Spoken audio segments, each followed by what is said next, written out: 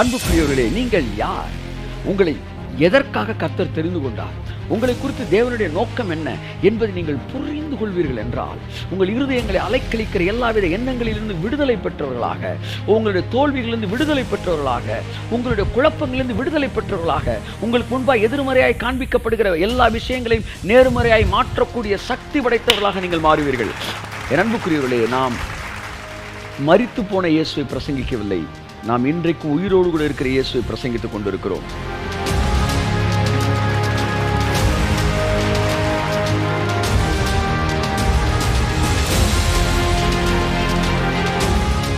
உயிருள்ள மார்க்கத்தை பேசியிருக்கோம். ஜீவ மார்க்கங்களை எனக்கு தெரியப்படுத்தினீங்கன்னா, அந்த மார்க்கத்தில் ஜீவன் இருக்கான் சார். ஜீவன் என்னென்னு அர்த்தம் சார்? இப்போ எனக்குள்ள ஒரு சிலையை நிப்பாட்டியிருக்கிறாங்க.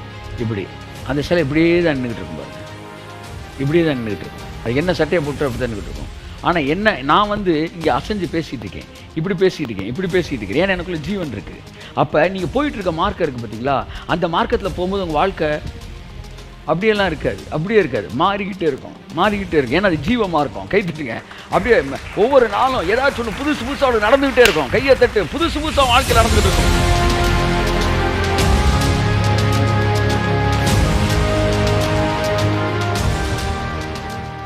Price God. இயேசு கிறிஸ்துவின் நாமத்தினாலே வந்திருக்க உங்கள் ஒவ்வொருவரையும் நான் வாழ்த்தி வரவேற்கிறேன். என் அன்புக்குரியவர்களே, தேவனுடைய வார்த்தையை கேட்கும்போது நீங்கள் கடந்து வந்திருக்கிறீர்கள். நீங்கள் தேவனுடைய வார்த்தையை மட்டும் பெற்றுக்கொள்வதற்காக கடந்து வந்திருக்கிறீர்களா? அல்லது இந்த வார்த்தையை கேட்டுக்கொண்டிருக்கும் போதே உங்கள் வாழ்க்கையின் நீண்ட நாள் பிரச்சனை, இந்த செய்தியிலே உங்களுக்கு அந்த பிரச்சனை மறைகிற அற்புதம் நடக்க வேண்டும் என்கிற எதிர்பார்ப்போடு அமர்ந்திருக்கிறீர்களா? என் அன்புக்குரியவர்களே, உங்களுடைய எதிர்பார்ப்பு கேட்டாற்போல் கர்த்தர் இன்றைக்கு கிரியை செய்வார். ஆகவே தேவனுடைய வார்த்தை என்பது ஒரு நாளும் வெறும் வார்த்தையாக வந்ததில்லை. என் அன்புக்குரியவர்கள், நாம் இறந்து போன இயேசுவை நாம் பிரசங்கிக்கவில்லை, நாம் உயிரோடு கூட இருக்கிற இயேசுவை பிரசங்கித்துக் கொண்டிருக்கிறோம். ஹல்லேலூயா. ஆகவே நீங்கள் கேட்டுக்கொண்டிருக்கிற இயேசு உயிரோடு கூட இருக்கிற தேவன். நான் பிரசங்கிக்கிற இந்த இயேசு உயிரோடு கூட இருக்கிற தேவன். எதெல்லாம் இன்றைக்கு உங்களுக்கு பெரிதாய் தெரிகிறதோ அதெல்லாம் ஒன்றுமில்லாமல் போகக்கூடிய நாட்களுக்குள் நீங்கள் கடந்து வந்திருக்கிறீர்கள். எந்த பிரச்சனையெல்லாம் உங்களை பயமுறுத்தி கொண்டிருந்ததோ அந்த பிரச்சனையெல்லாம் இந்த செய்திகளை கேட்டுக்கொண்டிருக்கும் போது உங்களை விட்டு விலகப் போகிறது. எது எல்லாம் உங்களுக்கு முன்பாய் மழையாய் தெரிந்ததோ, வெறும் மலை போல உங்களுக்கு முன்பாய் நின்று கொண்டிருந்ததோ, அந்த பிரச்சனையெல்லாம் வருகிற நாட்களில் நீங்கள் தேடி பார்க்கும்போது அது இல்லை என்று சொல்லத்தக்கதாக அது பனி போல மறையப் போகிறது. வேதத்தில் அநேக தேவ மனுஷர்கள் பிரசங்கித்த போது, புதிய ஏற்பாட்டிலே அவர்கள் பிரசங்க நேரங்களிலே அற்புதங்களை ஜனங்கள் பெற்றிருக்கிறார்கள். அன்புக்கு ஒரு விசேஷமாய் ஒரு விஷயத்தை உங்களிடத்தில் பேச விரும்புகிறேன்.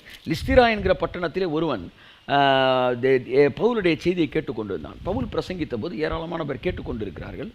அதிலே தன் தாயின் கர்ப்பத்தில் பிறந்தது முதல், அந்த வசனத்தை நான் வாசிக்க விரும்புகிறேன். அப்போஸ்தலர் 14ஆம் அதிகாரம் 8ஆம் வசனம் நான் வாசிக்கிறேன். அப்போஸ்தலர் 14:8.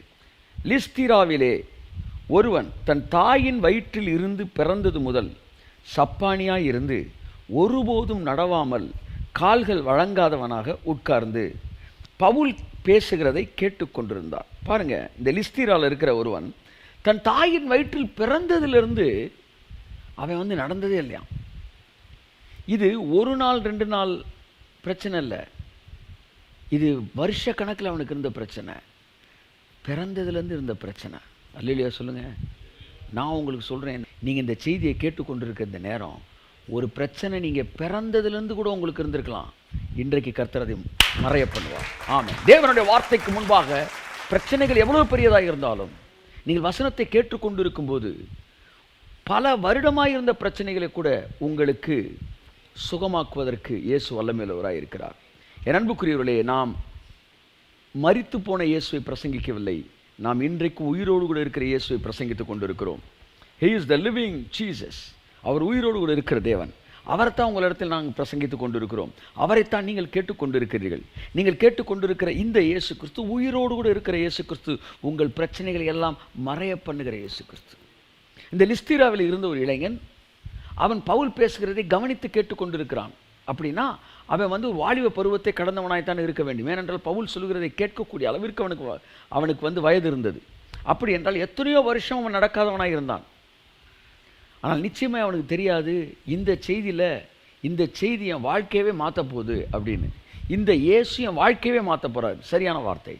ஆகவே நீங்கள் வார்த்தையை கேட்டுக்கொண்டிருக்கும் போது ஒரே ஒரு விஷயத்தை உங்களுக்கு சொல்ல விரும்புகிறேன்.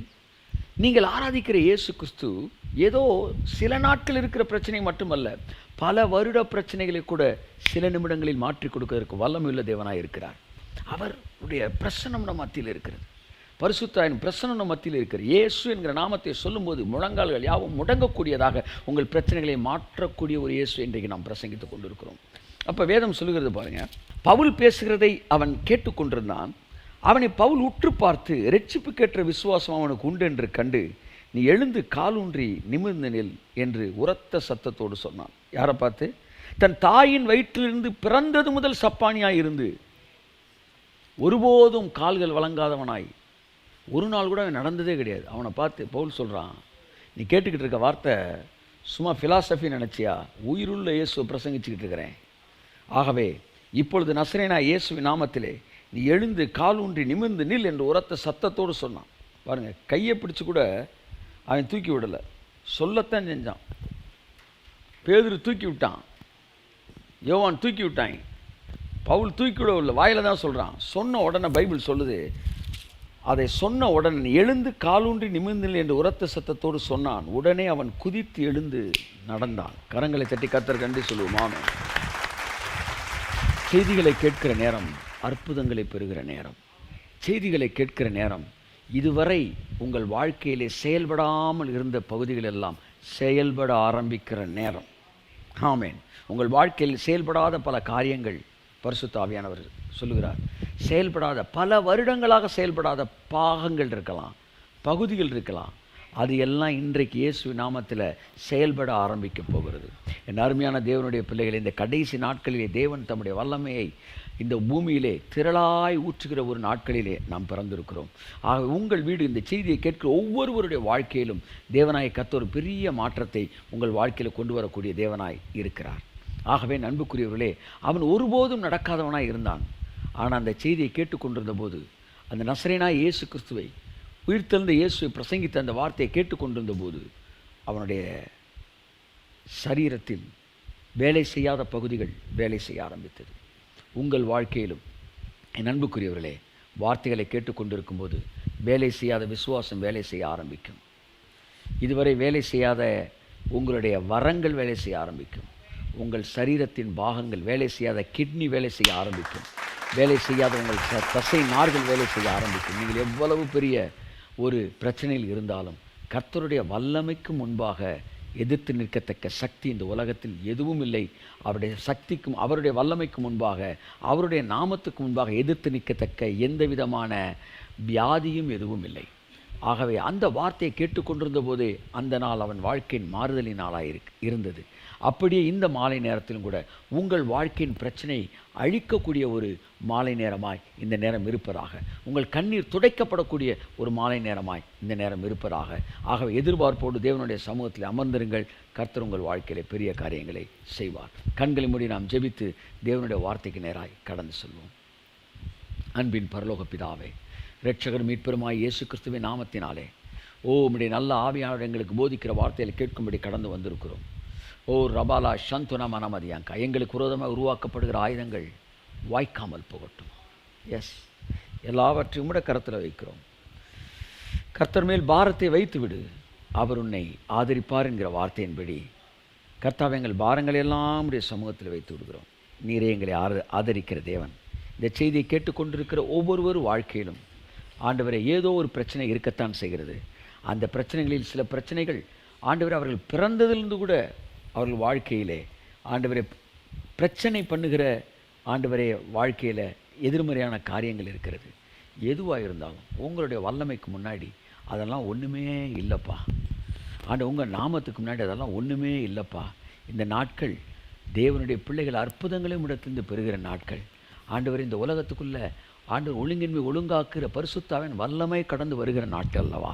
ஆகவே இந்த செய்தியை கேட்கிற ஒவ்வொருவருடைய வாழ்க்கையிலும் எல்லா ஒழுங்கின்மை ஒழுங்காய் மாறத்தக்கதாக, எல்லா குறைவுகளும் நிறைவாய் மாறத்தக்கதாக, எல்லா கண்ணீரும் துடைக்கப்படத்தக்கதாக, எல்லா பயங்களும் நீக்கப்படத்தக்கதாக, எல்லா குழப்பங்களும் வேறறுக்கப்படத்தக்கதாக, இவர்களுக்கு விரோதமாய் கிரியை செய்கிற அசுத்த ஆவிகளின் செயல்பாடுகளும் அந்த வைப்ரேஷன்ஸ் இயேசு கிறிஸ்துவின் நாமத்தினால் இவர்கள் எல்லைகளை விட்டு பிரிந்து போகத்தக்கதாக உடைய நல்ல ஆவியானவர் எங்கள் எல்லைகளை நிரப்புவாராக. பரிசுத்த பிரசனம் எங்களை நிரப்புவதாக.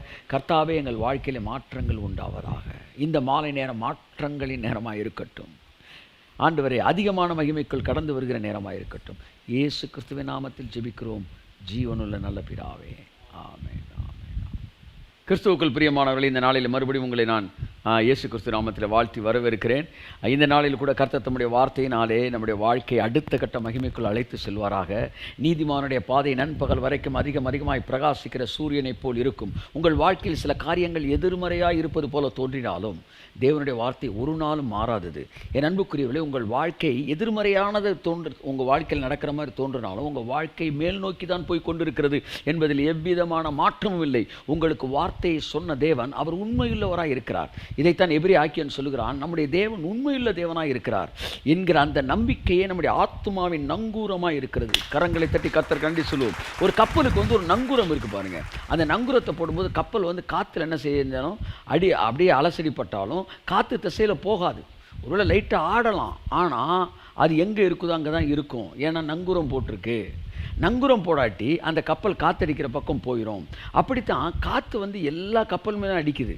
ஆனால் அநேக இந்த உலகத்தின் ஜனங்கள் அந்த காற்றடிக்கிற அந்த எண்ணங்களின் அந்த பக்கம் எங்கிட்டு நெகட்டிவான எண்ணங்கள் அடித்தோடனே, எதிர்மறையான எண்ணங்கள் அவங்க கப்பல் வாழ்க்கைன்ற கப்பலில் மோதினோடனே அவங்க எதிர்மறையான திசையிலே பயணிக்க ஆரம்பிச்சிடுறாங்க. ஆனால் நமக்கு ஆத்மாவுக்கு நம்முடைய கப்பலுக்கு ஒரு நங்கூரம் இருக்கிறது. கையை தட்டுக்கு ஒரு காமெண்ட். அந்த நங்கூரம் என்னவென்றால், நம்மை அழைத்த தேவன் உண்மையுள்ளவர், நமக்கு வாக்கு பண்ணின தேவன் உண்மையுள்ளவர். இந்த நம்பிக்கை நமக்கு ஆத்மாவின் நங்கூரமாக இருக்கிறபடினால் சில நேரம் எதிர்மறையான காரியங்கள் உங்கள் சிந்தனைகளை அலைக்கழிப்பது போல ஆட்கொண்டாலும் நீங்கள் ஒரு நாளும் அந்த சிந்தனை என்கிற காற்று அடிக்கிற திசையிலே உங்கள் வாழ்க்கை பிரயாணப்படாது. வார்த்தை என்கிற நங்கூரம் பாய்ச்சப்பட்டிருக்கிற இடத்தில் தான் உங்கள் கப்பல் நிற்கும், நின்று வெற்றி பெறும் என்று நான் சொல்லுகிறேன். ஹல்லேலூயா. ஆகவே எனக்கு கிறிஸ்துவுக்குள் பிரியமானவர்களே, வார்த்தை என்கிற நங்கூரம், நம்பிக்கை என்கிற நங்கூரத்தினாலே கர்த்தர் தாமே உங்களை நிலைப்படுத்தி வைத்திருக்கிறதுக்காய் கர்த்தருக்கு நன்றி சொல்லுங்கள். ஆகவே எதிர்மறையான காரியங்கள் போல் காணப்பட்டாலும் அவைகள் ஒரு நாள் உங்களை மேற்கொள்ள முடியாது. தேவன் உங்களுக்கு என்ன சொல்லியிருக்கிறாரோ அது மாத்திரம்தான் உங்கள் வாழ்க்கையில் நிறைவேறும். ஆகவே இந்த நாளிலே கர்த்தருடைய ஆவியானவர் எனக்கு சொன்ன வார்த்தையை உங்களுக்கு ஒரு தீர்க்க தரிசன வார்த்தையாக, உங்களுக்கு ஒரு தேவனுடைய ஒரு ரேமிக் வேர்டாக இந்த நாளில் நான் தொடர்ந்து தேவனுடைய வார்த்தையை கர்த்தருடைய மகிமையிலிருந்து கர்த்தருடைய வழிநடத்தினபடி பிரசங்கிப்பது போலவே இன்றைக்கும் நான் பிரசங்கிக்க விரும்புகிறேன். அப்போஸ்தலர் நடவடிக்கைகள் 1ஆம் அதிகாரம் 8ஆம் வசனத்திலிருந்து இந்த நாளின் செய்தியை உங்களுக்கு நான் பரிசுத்த பலத்தோடு கொடுக்க விரும்புகிறேன். அப்போஸ்தலர் நடவடிக்கைகள் 1ஆம் அதிகாரம் 8ஆம் வசனம். பரிசுத்த ஆவி உங்களிடத்தில் வரும்போது நீங்கள் பலனடைந்து எருசலேமிலும் யூதேயா முழுவதிலும் சமாரியாவிலும் பூமியின் கடைசி பரியந்தமும் எனக்கு சாட்சிகளாய் இருப்பீர்கள் என்றார். கரங்களை தட்டி கர்த்தருக்கு நன்றி சொல்லுவோம். ஆமென், ஆமென், ஆமென். வேதம் சொல்கிறது, நீங்கள் எனக்கு பூமி எங்கும் சாட்சிகளாயிருப்பீர்கள் என்று சொன்னார். அன்புக்குரியவர்களே, நீங்கள் யார்? உங்களை எதற்காக கர்த்தர் தெரிந்து கொண்டார்? உங்களை குறித்து தேவனுடைய நோக்கம் என்ன என்பதை நீங்கள் புரிந்து கொள்வீர்கள் என்றால், உங்கள் இருதயங்களை அலைக்கழிக்கிற எல்லாவித எண்ணங்களிலிருந்து விடுதலை பெற்றவர்களாக, உங்களுடைய தோல்விகளிலிருந்து விடுதலை பெற்றவர்களாக, உங்களுடைய குழப்பங்களிலிருந்து விடுதலை பெற்றவர்களாக, உங்களுக்கு முன்பாக எதிர்மறையாய் காண்பிக்கப்படுகிற எல்லா விஷயங்களையும் நேர்மறையாய் மாற்றக்கூடிய சக்தி படைத்தவர்களாக நீங்கள் மாறுவீர்கள். ஆகவே தேவனுடைய வார்த்தையை பரிசுத்த ஆவியானவர் நமக்கு சொல்லும்போது அது நம்முடைய சிந்தனையை டிரான்ஸ்ஃபார்ம் பண்ணுது. பாருங்க, அப்போ தேவன் நம்மளை எதுக்காக அழைச்சாரு? தேவன் அழைச்சதை நோக்கணும். எதுக்காக நம்ம இந்த பூமிக்கு அனுப்புனாரு? எதுக்காக அழைச்சாருன்னு விட எதுக்காக அனுப்புனாரு? தாயின் கர்ப்பத்தில் அவர் நம்மளை அனுப்பும்போது மனசில் அவருக்கு ஒன்று இருந்துச்சு. என்னன்னா, நான் உயிருள்ள தேவன்றைக்கு இவன் சாட்சியாக இருக்க போகிறான். இவனுடைய வாழ்க்கையை பார்க்குறவங்க, இவனுடைய வாழ்க்கையில் நடக்கிற அற்புதங்களை பார்க்குறவங்க, இவனுடைய வாழ்க்கையில் நடக்கிற அதிசயங்களை பார்க்குறவங்க, நான் உயிரோடு கூட இருக்கிறேன்றதை இவனை பார்த்து நம்ப போகிறாங்க. ஹல்லேலூயா. எல்லாருடைய வாழ்க்கையிலும் நடக்காத காரியங்கள் இவனுடைய வாழ்க்கையில் நடக்க போகிறது. காரணம், இவன் எனக்கு சாட்சியாக இருக்கிறான் என்கிற மனநிலையில் தான் கர்த்தர் வந்து பூமிக்கு அனுப்பினார். பாருங்க, அப்போ நீங்கள் யார் அப்படின்னா, நீங்கள் எனக்கு சாட்சி அப்படின்றார். அப்போ இந்த வசனத்தின்படி உங்களுடைய வாழ்க்கை எப்படித்தான் அமைய போகுது அப்படின்னா, தேவனுக்கு சாட்சியாக தான் இருக்க போகுது. உங்களை பார்க்குற ஆளுக்கு உண்மைக்கே கடவுள் உயிரோடு இருக்காரா அப்படின்னு தான் தோணும். அப்படி தோன்றதுக்கு உங்கள் வாழ்க்கை எப்படி இருக்குமோ அப்படி தான் கர்த்தர் வைப்பார். கையை தட்டி கர்த்தர் நன்றி சொல்லுங்க. ஆமென். ஆமாம், இதே வசனம் தான் வந்து ஏசாயா 43 இருக்குது. 43 ஏசாயா தீர்க்கதரிசி புதிய ஏற்பாட்டில் சொல்ல போகிற விஷயத்தை அப்போவே சொல்லியிருக்காரு பாருங்கள். 43, 13, 14, 11லேருந்தே வாசிக்கிறேன். 11, 43, 11. நானே கர்த்தர், என்னை அல்லாமல் இரட்சகர் இல்லை. நானே அறிவித்து ரட்சித்து விளங்க பண்ணினேன். உங்களில் இப்படி செய்யத்தக்க அந்நிய தேவன் இல்லை. நானே தேவன் என்பதற்கு நீங்கள் எனக்கு சாட்சிகள் என்று கர்த்தர் சொல்லுகிறார். கரங்களை தட்டி கர்த்தருக்கு நன்றி சொல்லுவோம். ஆமேன். நாள் உண்டாகதற்கு முன்னே நான் இருக்கிறேன். கையை தட்டி கர்த்தருக்கு நன்றி சொல்லுவோம். ஆமேன், ஆமேன். என் அன்புக்குரியவர்களே, தேவன் நாள் உண்டாகிறதுக்கு முன்னாடியே அவர் இருக்கிறாராம். கேலண்டரில் ஜனவரி 1 அப்படின்னு தொடங்குறதுக்கு முன்னாடியே தேவன் இருக்கிறார். சீசன்லாம் வர்றதுக்கு முன்னாடியே அவர் இருக்கிறார். புரியுதா உங்களுக்கு? ஒரு படம் ஒன்று எடுக்கிறாரு ஒரு டைரக்டர். அந்த படம் எடுக்கும்போது அதில் வந்து ஒரு ஹீரோ இருக்கார், ஒரு வில்லன் இருக்கிறாரு. கடைசியில் வில்லன் சாக போகிறார். படம் எடுத்து முடிக்கிறார் ஒரு டைரக்டர். அந்த படம் நாளைக்கு ரிலீஸ் ஆக போகுது. அப்போ படம் ரிலீஸ் ஆகிறதுக்கு முன்னாடியே டைரக்டர் இருக்கிறார். கைத்தட்டுங்க அவருக்கு. ஆமேன். படம் ரிலீஸ் ஆகிறதுக்கு முன்னாடியே டைரக்டர் இருக்கிறார். அப்போ படம் பார்த்த ஒருத்தன் இன்டர்வல் வரைக்கும் பார்த்துட்டு கடைசியில் வில்லன் செத்துருவானா இல்லையா அப்படின்னு பேசிகிட்டு இருக்கிறான். இன்னொருத்தன் சொல்லுவேன் செத்துருவான்னு நினைக்கிறேன் அப்படின்றான். இன்னொருத்தன் டைரக்டர் சொல்லுவார் செத்துட்டான் அப்படின்வார். இல்லை, இனிமேல் தானே சாக போகிறாரு. படத்தில் இனிமேல் சாக போகிறாரா? ஆனால் நான் படம் எடுத்தப்போவே அவனை என்ன செஞ்சுட்டேன், அவன் சாகிற சீனை எடுத்துட்டேன். அவன் செத்துட்டான்றது எனக்கு முன்னாடியே தெரியும். அப்படி தான் உங்கள் வாழ்க்கையில் பிரச்சனை மாறுமா மாறாதுன்னு சொல்லிட்டு இருக்கீங்களே, மாறிடுச்சுன்றாரு. மாறிடுச்சு. ஏன்னா நாள் உண்டாகிறதுக்கு முன்னாடியே நான் இருக்கிறேன். உன்னுடைய பிரச்சனை, உன் பணம் பிரச்சனை மாறிடுச்சு. ஏன்னா நாள் உண்டாகிறதுக்கு முன்னாடி அவர் இருக்கிறாரு. உன்னுடைய வியாதி இருக்குது பார்த்தீங்களா, அது மாறிடுச்சு இயேசு நாமத்தினால். அது அங்கே இருக்காது. ஏன்னா உன்னை எனக்கு சாட்சியா தேவன் நான் வச்சிருக்கிறேன். தேவன் சொல்கிறாரு, நானே தேவன் என்பதற்கு நீங்கள் எனக்கு சாட்சிகள். தேவன்னா யார் sir? Super God, supreme power.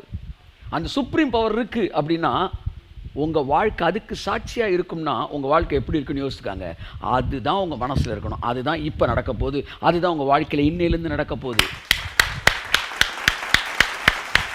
இன்றைக்கு நீ வந்து நான் தேவனுக்கு சாட்சியாக இருக்க போகிறேன், தேவன் உயிரோடு இருக்கிறன்றக்கு நான் சாட்சி அப்படின்னா உங்கள் வாழ்க்கையில் எப்படி சார் நெகட்டிவான நடக்கும்? நெகட்டிவானது நடக்கும்னா தேவன் உயிரோடு இல்லைன்னு அர்த்தமாயிரும். அதனால் இனி வருகிற நாட்களில் ஒரு நாளும் உங்கள் வாழ்க்கையில் எந்த குறைவு இருந்தாலும் இந்த குறைவுகளை நிறைவாக்குற விதமாகத்தான் கர்த்தருடைய வல்லமை உன் வாழ்க்கையில் வேலை செய்யும். ஒரு நாளும் எதிர்மறையான விஷயத்தில் உன் வாழ்க்கை முடிவடையாது. ஏனென்றால் அவரே தேவன் என்பதற்கு நீ சாட்சியாக இருக்கிறாய். இதைத்தான் அப்போஸ்தலர் 1:8 சொல்றாரு, நீங்கள் எனக்கு சாட்சிகளாக இருப்பீர்கள். நீங்கள் எனக்கு துர்க்கீர்த்தியாக இருப்பீர்கள் அல்ல. நீங்கள் வந்து ஒரு ஃபெயிலியர் கேஸாக இருப்பீங்கன்னு அல்ல, நீங்கள் ரிஜெக்டட் கேஸாக இருப்பீங்கன்னு அல்ல, நீங்கள் எனக்கு சாட்சிகளாக இருப்பீர்கள். இதோ கர்த்தருக்கு பயப்படுகிற மனுஷன் நிமிடமாய் ஆசீர்வதிக்கப்படும்னு சொல்கிற மாதிரி இருக்கும்.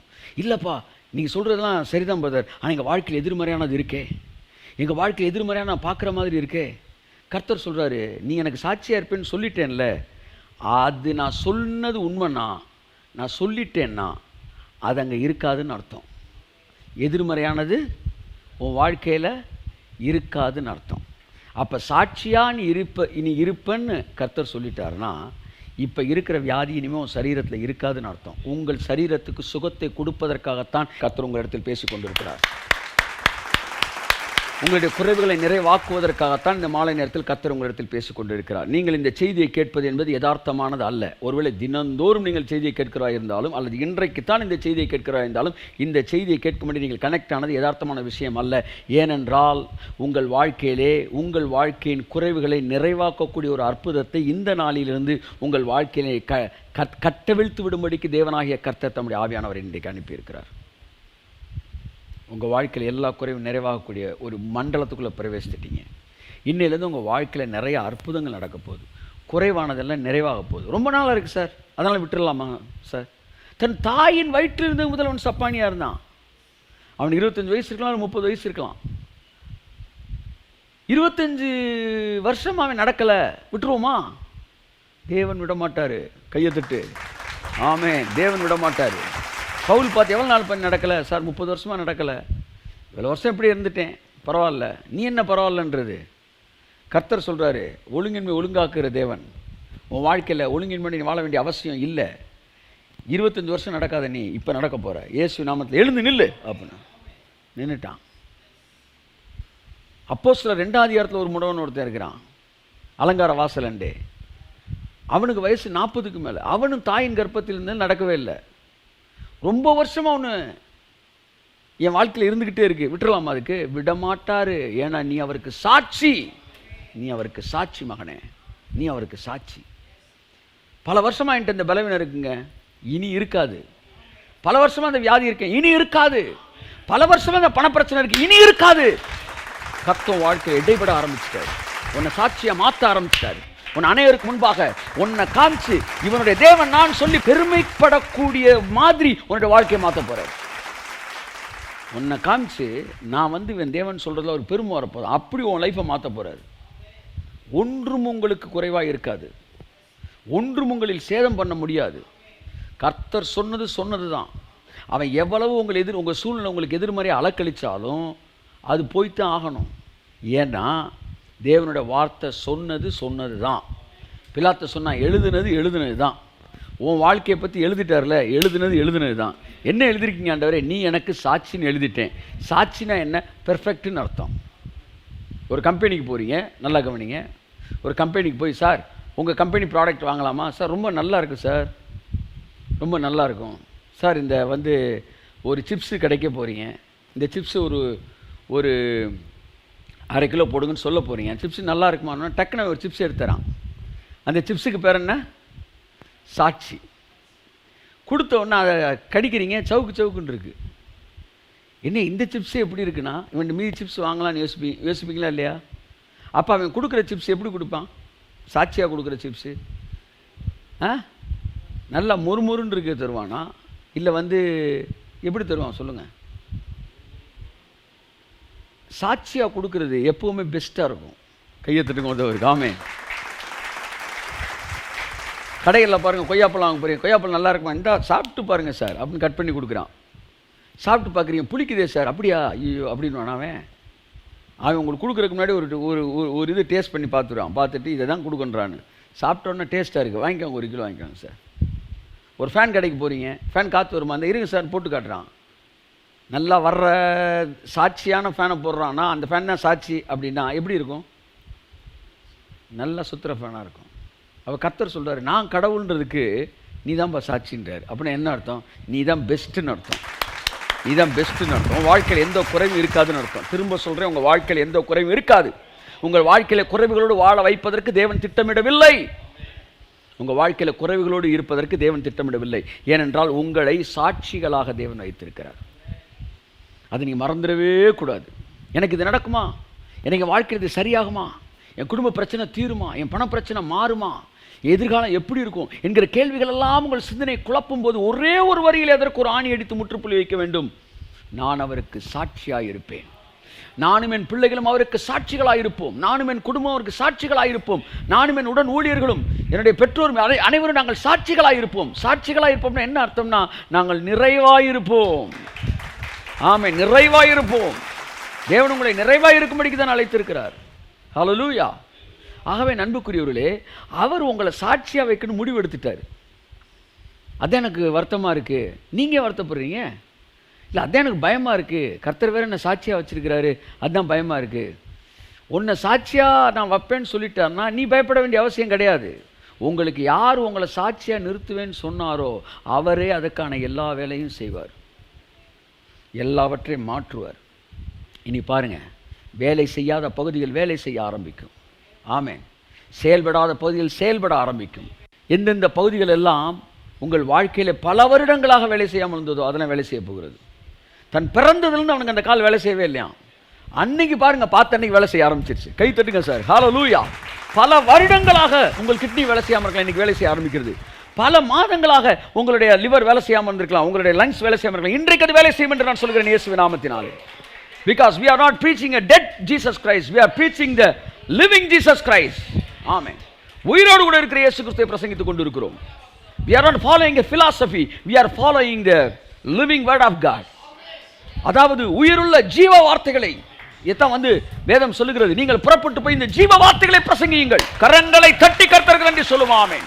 நாம் பிரசங்கிக்கிற வார்த்தைகள் ஜீவனுள்ள வார்த்தைகள், உங்களுக்கு ஜீவனை தருகிற வார்த்தைகள். உன் வாழ்க்கை நண்பகல் வரைக்கும் அதிகமாய் பிரகாசிக்கிற சூரியனை போல்தான் இருக்கும் என்று ஆவியானவர் சொல்கிறார். எந்தவித குழப்பம் உனக்கு வர வேண்டிய அவசியம் இல்லை. ரிமானா ஹம் துணை மனமதியாங்கரபலபா. யோவான் 1ஆம் அதிகாரத்திலிருந்து சில வசனங்களை வாசித்து நான் செய்தி முடிக்க விரும்புகிறேன். யோவான் 1ஆம் அதிகாரம். ஆமென், ஆமென், ஆமென், ஆமென். அன்புக்குரியவர்களே, இந்த செய்தியை கேட்டுக்கொண்டு உங்கள் வாழ்க்கையில் திறக்காத கதவுகள் திறக்க ஆரம்பிக்கும். உங்கள் மனதின் கதவுகளை கர்த்தர் திறந்து கொண்டு இருக்கிறார். உங்களுக்காக நான் ஆசீர்வதிக்கிறேன், உங்களுக்காக நான் ஜெபிக்கிறேன். இந்த வசனத்தை கேட்டுக்கொண்டிருக்கும் உங்கள் வாழ்க்கையிலே மாற்றங்களை தேவன் தருவாராக. ஆமென்.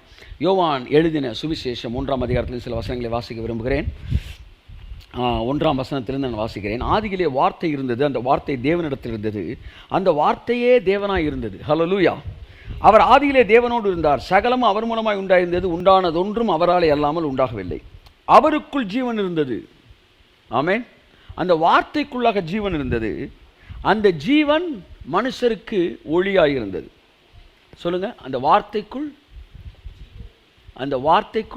ஜீவன் இருந்தது. அந்த வார்த்தைக்குள் ஜீவன் இருந்தது.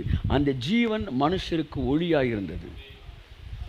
அப்போ இந்த மாலை நேரத்தில் நீ கேட்டுக்கொண்டிருக்க அந்த வார்த்தைக்குள்ள என்ன இருக்கு? ஜீவன் இருக்கு. ஜீவன் உயிர். உயிர் உயிர் என்றால் என்ன? உயிர் இல்லாத ஒரு ஆளுக்குள்ள உயிர் வந்துருச்சுன்னா எந்திரிச்சு நடந்துருவான். அப்படிதான் உங்கள் சரீரத்தில் எந்த பகுதியில் உயிர் இல்லையோ, உங்கள் வாழ்க்கையில் எந்த பகுதியில் உயிர் இல்லையோ, அந்த பகுதிக்குள்ள இந்த வார்த்தை உயிரை கொடுத்துரும். இயேசு நாமத்தினால செயல்பட ஆரம்பிக்கும்.